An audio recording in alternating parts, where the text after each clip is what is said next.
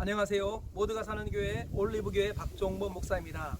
오늘도 하나님의 은혜와 평강이 우리 주 예수 그리스도 안에서 저와 우리 모두에게 넘쳐나길 주의 이름으로 축복합니다.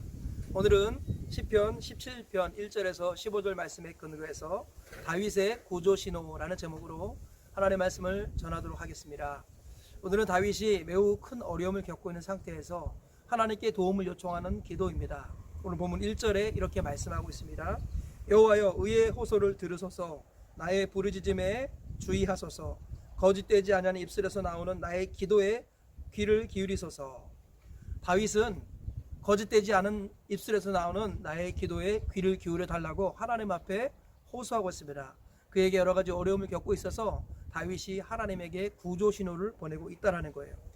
다윗은 하나님 앞에 구조 신호를 보내기에 앞서서 하나님 앞에서 자기 자신을 먼저 돌아봅니다. 그래서 3절과 4절에 내가 주 앞에서 범죄하지 않겠나이다, 이렇게 고백하는 것을 먼저 기도로 올립니다. 그리고 7절과 8절에서는 악인과 원수에게서 나를 구원해 주시옵소서, 이렇게 기도합니다. 그리고 14절과 15절에 나는 영원을 사모하며 주의 얼굴을 배우며 주의 형상으로 만족합니다, 이런 기도를 다윗이 하나님께 올리는 것을 볼 수 있습니다. 전반적인 기도는 다윗이 하나님께 도움을 요청하는 기도입니다. 그런데 그 기도의 내용을 보면 다윗의 기도 제목을 알 수 있습니다. 하나님의 사람 다윗의 기도 제목이 무엇인지 오늘 말씀을 통해 조금 더 구체적으로 살펴보도록 하겠습니다. 하나님의 사람 다윗의 기도 제목이 무엇이었습니까? 첫째로는 내가 주 앞에 범죄하지 않겠나이다 라는 것이 그의 첫 번째 기도의 제목이었습니다. 3절과 4절에서 이렇게 말씀하고 있습니다. 주께서 내 마음을 시험하시고 밤에 내게 오시어서 나를 감찰하셨으나 흠을 찾지 못하셨사오니 내가 결심하고 입으로 범죄하지 아니하리이다. 사람의 행사로 논하면 나는 주의 입술의 말씀을 따라 스스로 삼가서 포악한 자의 길을 가지 아니하였사오며. 다윗은 지금 기도하기를 하나님 앞에 자신은 부끄러움이 없습니다, 그리고 포악한 자의 길을 걷지 아니하였습니다, 이렇게 고백을 하고 있다는 거예요. 이것은 다윗이 윤리적으로 도덕적으로 완벽하다라는 것을 자부하는 그런 내용이 아닙니다. 이 말은 다윗이 회개했다라는 거예요. 다윗이 왜 하나님 앞에 부끄러움이 없습니까? 그의 모든 잘못과 죄를 다 고백했기 때문이에요. 우리는 하나님의 미쁘시고 신실하심 앞에 섰을 때 우리가 당당할 수 있습니다. 우리가 우리 죄를 자백하면 그는 미쁘시고 의로우사 우리 죄를 사하시며 모든 불의에서 우리를 깨끗하게 하십니다. 다윗은 이 말씀을 알고 있었습니다. 그래서 하나님 앞에서 모든 죄와 자신의 연약함, 부족함들을 고백하였을 때 그는 그 고백으로 말미암아 양심의 자유와 기쁨을 얻게 되는 거예요. 그래서 더 이상 하나님 앞에 죄책감이나 부끄러움이 없는 모습으로 서게 되는 것입니다. 그것은 윤리나 도덕이 아니라 바로 회개를 통해 가능하다는 거예요. 그리고 다윗이 포악한 자의 길을 걷지 않았습니다. 이 말은 무엇입니까? 다윗이 날마다 변화되고 있다는 거예요. 다윗은 회개에 합당한 열매를 맺고 있었습니다. 그것을 기도로 고백을 하고 있는 것입니다. 하나님께 도움을 구할 때 그 도움이 간절하고 그 도움이 절실하기 위해서는 먼저 자기 자신이 하나님 앞에 부끄러움이 없어야 됩니다. 그 첫 번째 방편이 뭐예요? 바로 회개라는 것입니다. 하나님께서는 회개하는 자의 모든 기도를 다 들어주십니다. 회개하고 복음을 믿으라고 주님도 말씀하셨지요. 주님은 의인을 부르러 온 것이 아니라 죄인을 불러 회개시키려고 오셨다고 말씀하십니다. 우리가 하나님 앞에 우리 죄를 자백할 때 우리는 깨끗하고 의로워지고 하나님 앞에 당당해지는 것입니다. 그리고 회개를 진심으로 했을 때 하나님은 회개에 합당한 열매를 주시며 우리에게 아름다운 변화를 주신다고 말씀하십니다. 다윗의 첫 번째 기도 제목, 그것은 바로 내가 주 앞에 범죄하지 않겠나이다. 기도 제목은 달라 구하는 것 이전에 자기 자신을 하나님께 드리는 것이 기도의 제목이 우선이 되어야 합니다. 우리가 하나님 앞에 기도할 때 무엇을 달라고 기도하기 전에 하나님 앞에 회개하고 자신의 변화를 하나님 앞에 올려드리는 이런 아름다운 기도가 우리의 기도의 제목이 되었으면 좋겠습니다. 그래야 두 번째로 하나님의 사람 다윗의 기도 제목은 악인과 원수에게서 나를 구원하소서라고 다윗이 기도하고 있다는 겁니다. 7절과 8절 보니까 주께 피하는 자들을 그 일어나 치는 자들에게서 오른손으로 구원하시는 주여, 주의 기이한 사랑을 나타내소서. 나를 눈동자같이 지키시고 주의 날개 그늘 아래 감추사 내 앞에서 나를 압제하는 악인들과 나의 목숨을 노리는 원수들에게서 벗어나게 하소서. 지금 다윗은요, 자기를 삼자로 표현하면서 주께 피하는 자들을 이렇게 표현했습니다. 하나님은 주님께 피하는 자들을 오른손으로 건져주시는 분인데 지금 내가 하나님께 피합니다. 왜냐하면 원수들이 나의 목숨을 노리고 있기 때문입니다. 나의 원수들에게서 악인들에게서 나를 건져 주시옵소서. 다윗이 이렇게 두 번째로 기도하고 있는 것을 볼 수 있습니다. 우리 예수님께서는 너희 원수를 사랑하고 박해하는 자를 위해서 기도하라 이렇게 말씀하셨는데, 다윗은 원수들에게서 나를 건져달라고 이렇게 기도합니다. 서로 충돌되는 것처럼 보이지만 그렇지 않습니다. 예수님의 말씀이 우선이지요. 여기서 다윗이 말하는 원수를 우리 신약적으로는 어떻게 해석해야겠습니까? 이 원수는 첫 번째로는 사건과 사고를 말하는 것입니다. 내 주변에 일어나는 뜻하지 않은 사건과 사고, 이것에서 나를 지켜주시고 나를 건져 주시옵소서. 다윗이 그렇게 기도하는 것입니다. 또한 악인과 원수라는 것은 무엇이냐? 악한 영들, 귀신들, 마귀에게서 나를 건져달라는 기도입니다. 우리는 우리의 씨름은 혈과 육을 상대하는 것이 아니요 정사와 권세와 이 어둠의 세상 주관자들과 하늘에 있는 악한 영들을 상대하는 것이지요. 그래서 하나님이 돌봐주시지 않으면 우리는 영적 싸움에서 승리할 수 없습니다. 악인과 원수들에게서 건져달라는 말은 악한 마귀와 저주받은 더러운 귀신의 역사에서 저를 지켜주시옵소서 이렇게 기도하는 것으로 우리는 해석하는 것이 마땅한 줄 믿습니다.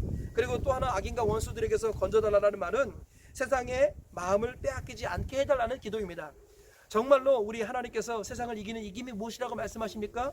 세상을 이기는 이김은 이것이니 곧 우리의 믿음이라. 믿음을 지키는 것이 세상을 이기는 것입니다. 그런데 하나님의 사람들이 이 세상에 있는 것들을 사랑하고 육신의 정욕, 안목의 정욕, 이생의 자랑으로 살아가려고 할 때 세상에 지게 되는 것이지요. 이긴 자가 하나님 보좌 우편에 서게 되는데 지면은 안 되는 것입니다. 하나님의 사람들이 이기는 길이 무엇입니까? 믿음을 지키는 것입니다. 왜냐하면 믿음이 세상을 이기는 것이기 때문이지요. 그래서 나의 의는 오직 믿음으로 말미암아 살리라 주님이 말씀하셨습니다. 의인은 믿음으로 사는 자가 의인인 것입니다. 믿음을 잃어버리는 것은 모든 것을 잃어버리는 것입니다. 믿음으로 말미암아 그리스도께서 너희 마음에 계시게 하옵시고, 바울도 그렇게 기도합니다. 믿음을 지키는 것이 우리의 생명을 지키는 것입니다. 그래서 다윗은 악인과 원수들에게서 구원하소서라는 말은 세상의 마음을 빼앗기지 않게 해주시고 나의 믿음을 지키도록 도와주십시오 이렇게 기도하는 것과 같습니다. 다윗은 지금 악인과 원수에게서 나를 건져달라고 기도하고 있는데, 이것은 바로 모든 사건 사고에서 나를 구원해 주시고 악한 영들과 귀신 마귀에게서 나를 건져주시고 이 세상의 마음을 빼앗기지 않고 믿음을 지키게 해달라고 기도하고 있는 것입니다. 이 다윗의 기도의 제목이 저와 우리 모두의 기도의 제목 되길 주님의 이름으로 축복합니다. 세 번째로, 하나님의 사람 다윗의 기도 제목은 바로 영혼을 사모하여 주의 얼굴과 형상에 감사하는 자가 되게 하옵소서. 이렇게 다윗이 기도하고 있습니다. 14절과 15절에 이렇게 말씀합니다. 여호와여, 이 세상에 살아있는 동안 그들의 분깃을 받은 사람들에게서 주의 손으로 나를 구원하소서. 그들은 주의 제물로 배를 채우고 자녀로 만족하고 그들의 남은 산업을 그들의 어린 아이들에게 물려주는 자니이다. 나는 의로운 중에서 주의 얼굴을 배우리니 깰 때에 주의 형상으로 만족하리이다.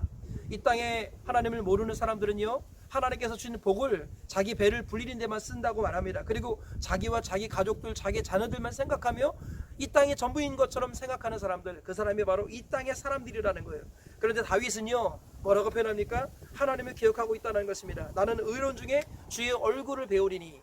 다윗은요, 하나님이신 모든 복에 마음을 빼앗기시는 것이 아니라 이 복을 주신 하나님의 얼굴을 사모하고 하나님의 형상에 만족하겠다 이렇게 기도하고 있는 것입니다.